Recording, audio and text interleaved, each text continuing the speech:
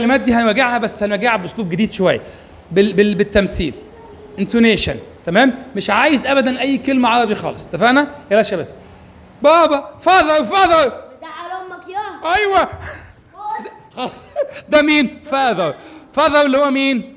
فاذر اللي هو مين؟ فاذر. اوعى تقول عربي. بعد كده ماذر. خد يا ولد. نعم يا ولد. مفيش ده. ابويا. ابوك. اللي بعده خلاص، اللي بعده يلا.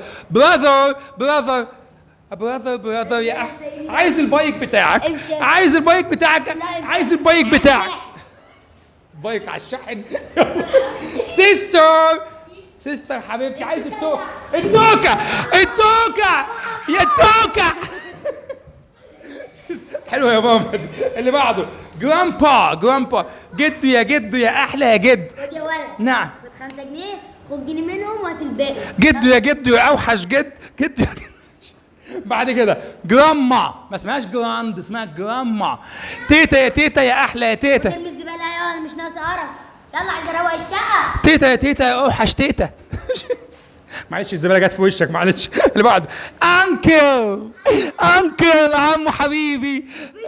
انكل، انت بتديني مصروف ليه؟ ابويا اللي بيديني مصروف.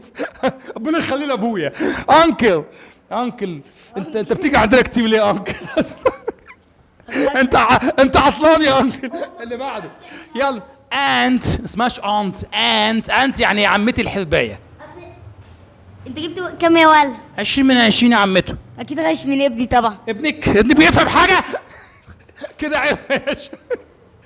كده عرفنا كل الفاميلي ممبرز بالايه؟ بالتمثيل. ما حدش بقى المطلوب منكم الفيديو ده خلاص؟ لازم